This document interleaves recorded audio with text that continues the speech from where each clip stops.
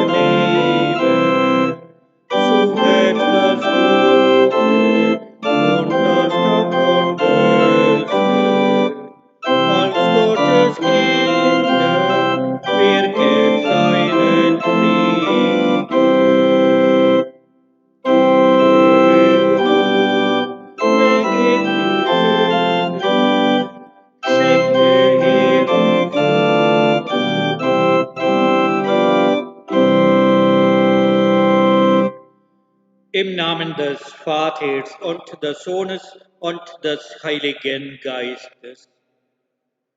Die Gnade unseres Herrn Jesus Christus sei mit euch. Liebe Gemeinden, liebe Schwestern und Brüder, ich begrüße Sie alle ganz herzlich zu diesem Bußgottesdienst in der Karwoche. Wir haben mit dem Palmsonntag die Karwoche begonnen. Zu Beginn dieser Karwoche sollen wir unseren Glauben an Gott, an den Allmächtigen festmachen. Und wir alle stehen zurzeit vor der größten Herausforderung, die wir jemals bewältigen mussten. Wir befinden uns in einer Krise der Corona-Pandemie und sind gezwungen, uns mit ihr auseinanderzusetzen. Und wir müssen lernen, dass wir über unser Leben und unseren Alltag nicht selbst bestimmen können, sondern dass über unser Leben und unseren Alltag bestimmt wird. In dieser Zeit uns bewusst, das Wissen des Menschen ist eigentlich begrenzt, aber Gott wird uns leiten. Ein winziger Virus kann unser gesamtes Leben verändern, unsere Lebensqualität und die Aufrechterhaltung unserer Beziehungen zur Familie, Verwandten und Freunden. Wenn wir uns nicht An diese Einschränkungen halten, werden wir uns selbst und die gesamte Menschheit in große Gefahr bringen. Heute sind wir um den Herrn miteinander versammelt und feiern wir und halten wir diese Bußandacht. Jesus, der Herr, er kennt alles. Ihn glauben wir, ihn vertrauen wir.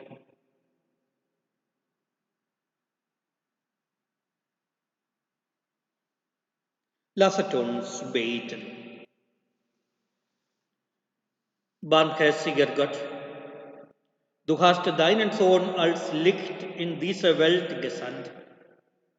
Wir sind hier versammelt, um uns dem Dunkel in unserem Leben zu stellen. Öffne uns die Augen, dass wir die eigene Schuld erkennen. Wir sehnen uns nach deinem Licht. Wir sehnen uns danach, dass es in unserem Leben, in unserer Welt und in unseren Beziehungen hell wird. Steige du in unser Dunkel und lass das Licht deiner Liebe und deiner Barmherzigkeit hineinleuchten. Darum bitten wir durch Jesus Christus, deinen Sohn, unseren Herrn und Gott, der in der Einheit des Heiligen Geistes mit dir lebt und herrscht in alle Ewigkeit. Amen. Heute hören wir einen Text aus dem Lukas-Evangelium. Jesus erzählte ihnen ein Gleichnis und sagte: Ein Mann hatte 2 Söhne. Der jüngere von ihnen sagte zu seinem Vater: Vater, gib mir das Erbteil, das mir zusteht. Da teilte der Vater das Vermögen auf. Nach wenigen Tagen packte der jüngere Sohn alles zusammen und zog in ein fernes Land. Dort führte er ein zügelloses Leben und verschleuderte sein Vermögen. Als er alles durchgebracht hatte, kam eine große Hungersnot über das Land und es ging ihm sehr schlecht. Da ging er zu einem Bürger des Landes und drängte sich ihm auf. Der schickte ihn aufs Feld zum Schweinehüten. Er hätte gern seinen Hunger mit den Futterschotten gestillt, die die Schweine fraßen. Aber niemand gab ihm davon. Da ging er in sich und sagte: Wie viele Tageslöhner meines Vaters haben mehr als genug zu essen, und ich komme hier vor Hunger um. Ich will aufbrechen und zu meinem Vater gehen und zu ihm sagen: Vater, ich habe mich gegen den Himmel und gegen dich versündigt. Ich bin nicht mehr wert, dein Sohn zu sein. Mach mich zu einem deiner Tagelöhner. Dann brach er auf und ging zu seinem Vater. Der Vater sah ihn schon von weitem kommen und er hatte Mitleid mit ihm.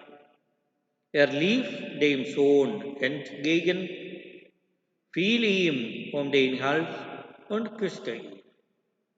Da sagte der Sohn: Vater, ich habe mich gegen den Himmel und gegen dich versündigt. Ich bin nicht mehr wert, dein Sohn zu sein. Der Vater aber sagte zu seinen Knechten: Holt schnell das beste Gewand und zieht es ihm an, steckt ihm einen Ring an die Hand und sieht ihm Schuhe an. Bringt das Mastkalb her und schlachtet es. Wir wollen essen und fröhlich sein, denn mein Sohn war tot und lebt wieder. Er war verloren und ist wieder gefunden worden. Und sie beginnen ein fröhliches Fest zu feiern. Evangelium unseres Herrn Jesus Christus.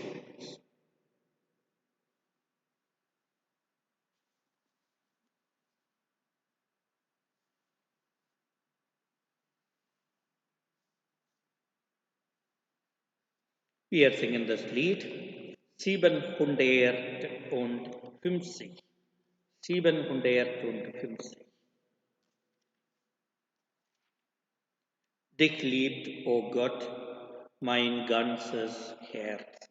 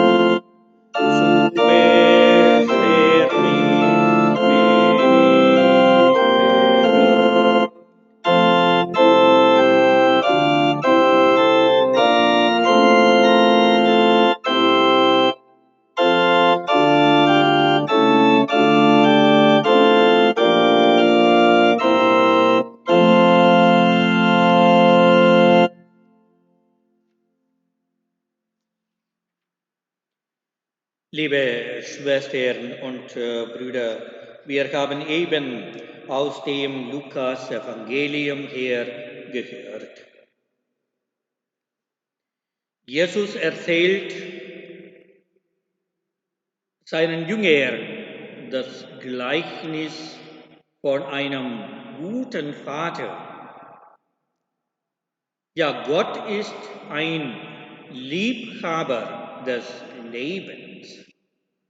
Deshalb vergibt er allen, die reumütig erkennen, dass sie mit Worten und Taten Leben zerstören. Ja, Gott nimmt die Sünder an. So ist die Botschaft des Evangeliums. Man kann Leben zerstören durch eigene Taten, indem man die Umwelt zerstört. Oder man kann Leben zerstören durch Worte, indem man lügt, Vertrauen zerstört, indem man Freundschaft missbraucht und Beziehungen aufkündigt. Ja, wir haben eben gehört, der jüngere Sohn sprach zu dem Vater: Gib mir, Vater, das Erbteil, das mir zusteht. Und nicht lange danach sammelte der jüngere Sohn alles zusammen und zog in ein fernes Land. Und dort brachte er sein Erbteil durch mit Prasse. Der Sohn kündigt die Beziehung auf, weil er den Vater als Mittel zum Zweck missbraucht, als bloßen Erblasser. Und das ererbte Geld wird missbraucht, weil es ohne Verantwortung ausgegeben wird.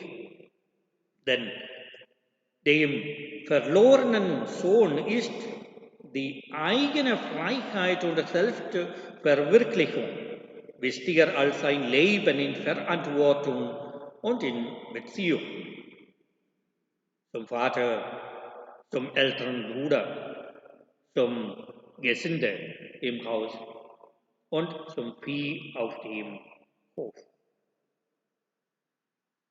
Ja, Gott vergibt dem Sünder, weil Gott ein Liebhaber des Lebens ist. Gott feiert ein Fest, weil ein Mensch wieder ins Leben gefunden hat, ins Vertrauen, in die Beziehung, ins Miteinander.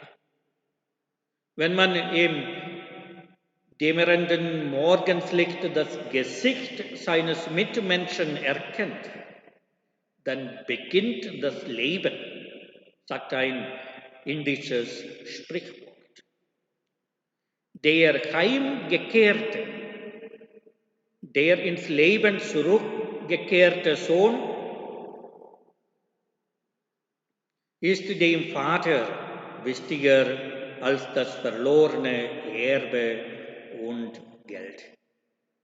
Gott zahlt einen hohen Preis. Er tauscht das verlorene Geld gegen den verlorenen Sohn. Die Energie, die den verlorenen Sohn nach Hause führt, wie wir alle wissen, und gerade gehört haben, ist die Güte des Vaters, an die sich der Sohn in seiner Not erinnert. Wir haben eben gehört die Worte. Da ging der Sohn in sich und sprach: Wie viele Tagelöhner hat mein Vater, die Brot in Fülle haben, und ich verderbe hier im Hunger.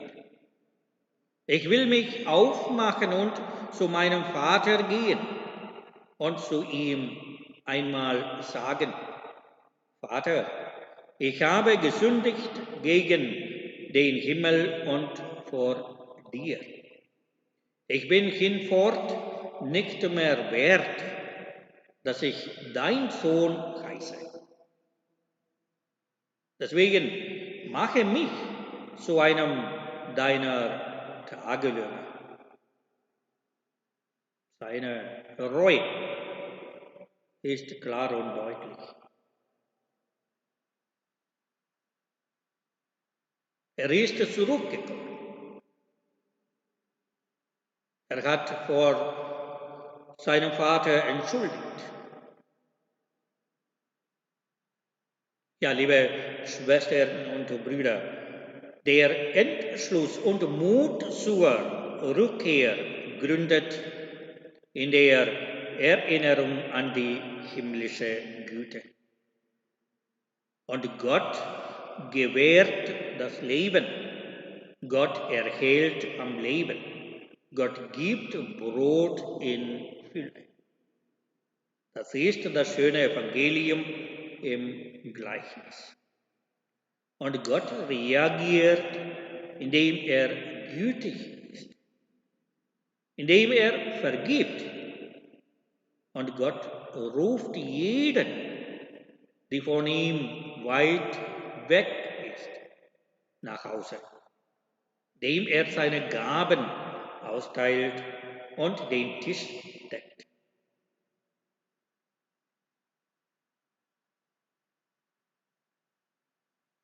Er ist unser Vater. Vor ihm bekennen wir unsere Schuld und unser Versagen und bitten um sein Erbarmen.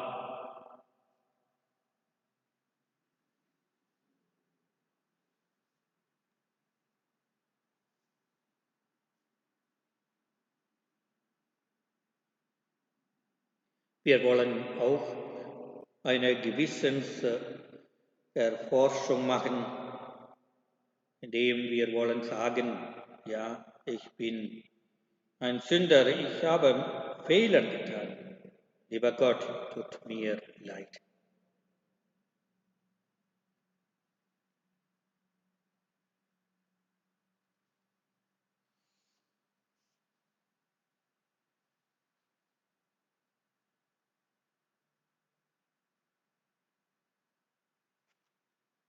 Du sollst den Herrn, deinen Gott, lieben, sagt der Herr.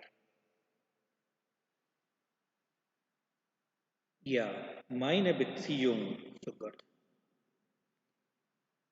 Wie oder wann bete ich? Bete ich jeden Tag?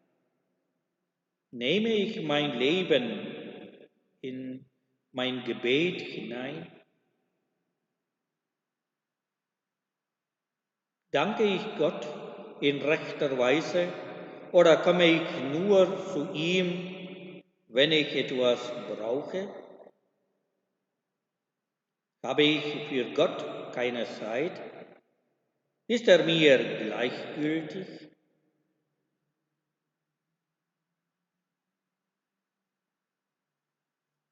Lasse ich mich im Umgang mit Gott von Lustlosigkeit leiten oder von Bequemlichkeit?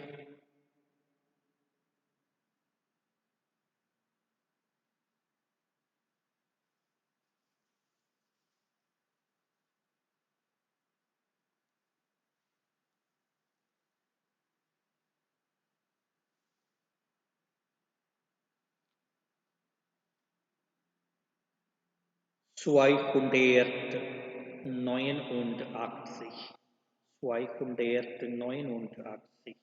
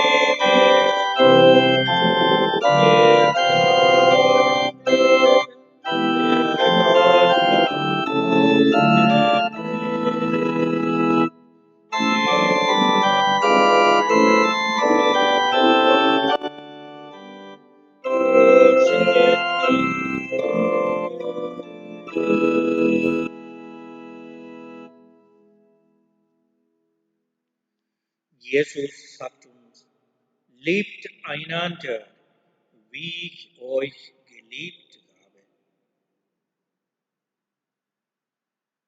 Meine Beziehung zu den anderen. Wie gehe ich in der Familie mit anderen um? Mit dem Ehepartner, mit den Kindern, mit den Eltern, mit den Geschwistern, mit den Großeltern und so weiter.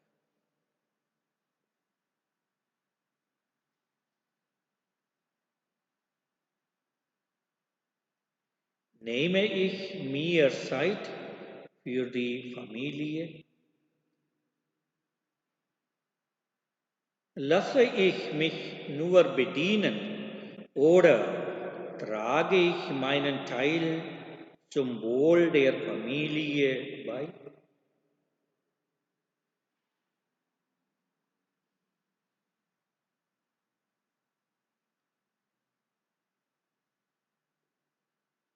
Bin ich dankbar gegenüber denen, die mir Gutes tun, und zeige ich meine Dankbarkeit?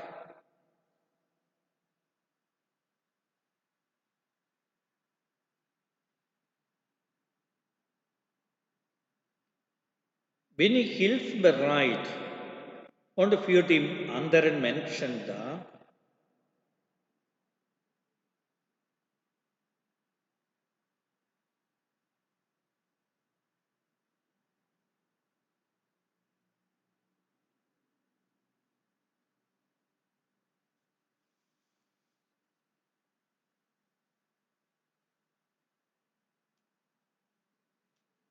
Wir singen das Lied 267.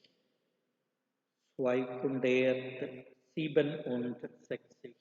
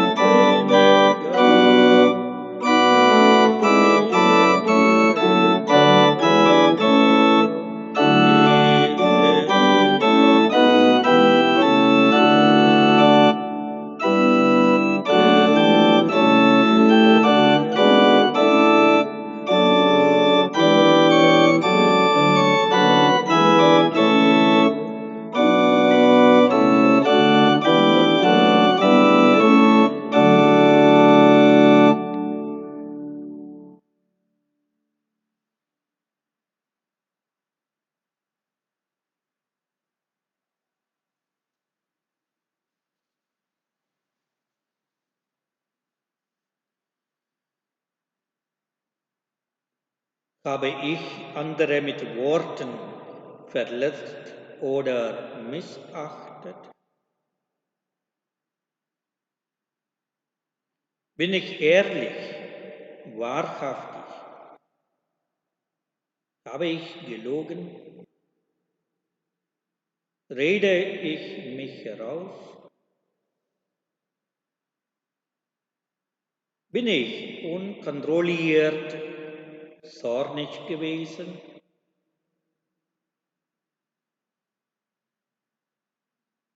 Habe ich das Eigentum anderer beschädigt oder schlecht behandelt?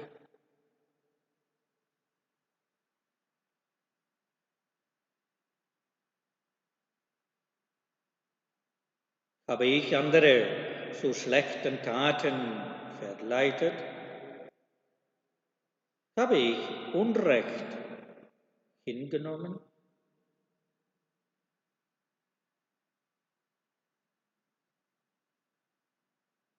Wie gehe ich mit meinem Besitz und meinem Vermögen um? Bin ich geizig, verschwenderisch?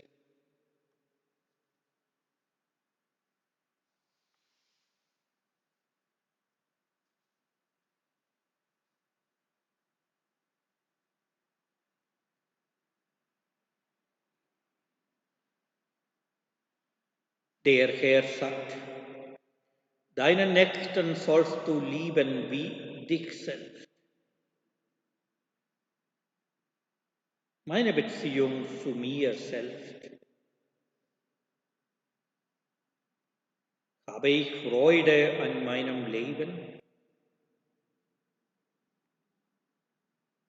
Sorge ich für meine Gesundheit durch eine vernünftige Lebensweise?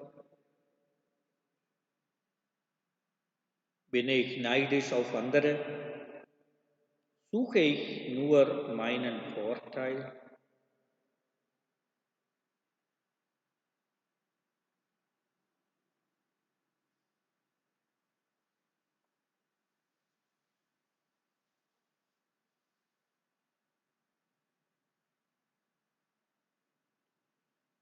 Wir singen 267, die zweite Strophe. 267, die zweite Strophe.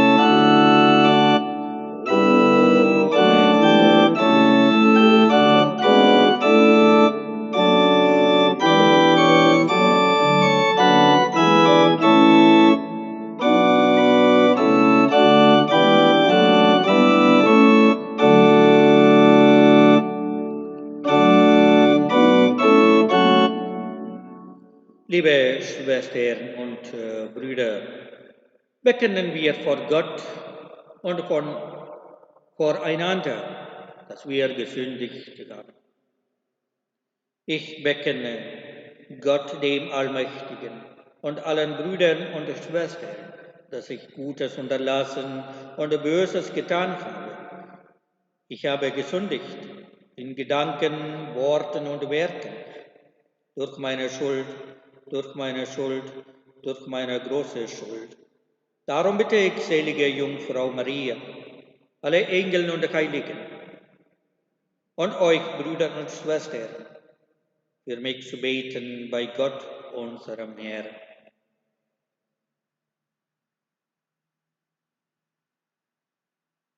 Der allmächtige Gott erbarme sich unser, erlasse uns die Sünden nach und führe uns nicht in ewigen Leben. Lasset uns gemeinsam sprechen. Vater unser im Himmel, geheiligt werde dein Name, dein Reich komme, dein Wille geschehe, wie im Himmel so auf Erden. Unser tägliches Brot gib uns heute und vergib uns unsere Schuld, wie auch wir vergeben unseren Schuldigern. Und führe uns nicht in Versuchung, sondern erlöse uns von dem Bösen. Denn dein ist das Reich und die Kraft und die Herrlichkeit in Ewigkeit. Amen. Lasset uns beten.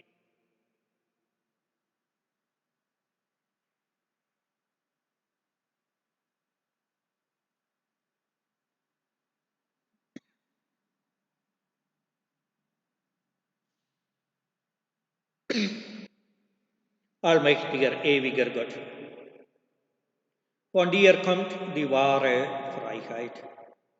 Denn du willst alle Menschen aus der Knechtschaft befreien und zu einem Volk machen. Du gewährst uns diese Zeit der Gnade und der Barmherzigkeit. Schenke deiner Kirche die wahre Freiheit, damit sie als Zeichen des Heils für alle Menschen sichtbar werde und das Geheimnis deiner Liebe zu uns offenbare. Darum bitten wir durch Christus, unseren Herrn. Der Herr sei mit euch. Es segne und behüte euch der allmächtige Gott, der Vater und der Sohn und der Heilige Geist. Amen. Geht hin in Frieden. Dank sei Gott im Herrn. Zum Schluss singen wir das Lied 764. 764.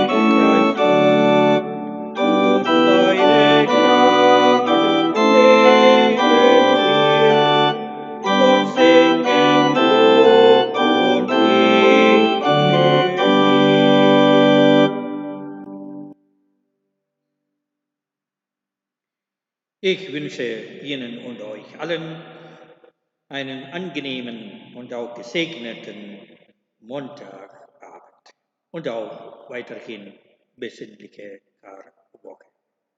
Wir sehen uns wieder morgen um 17 Uhr zum Bibelquiz und dann um 18:30 Uhr Kreuzwegandacht und anschließend die Heilige Messe.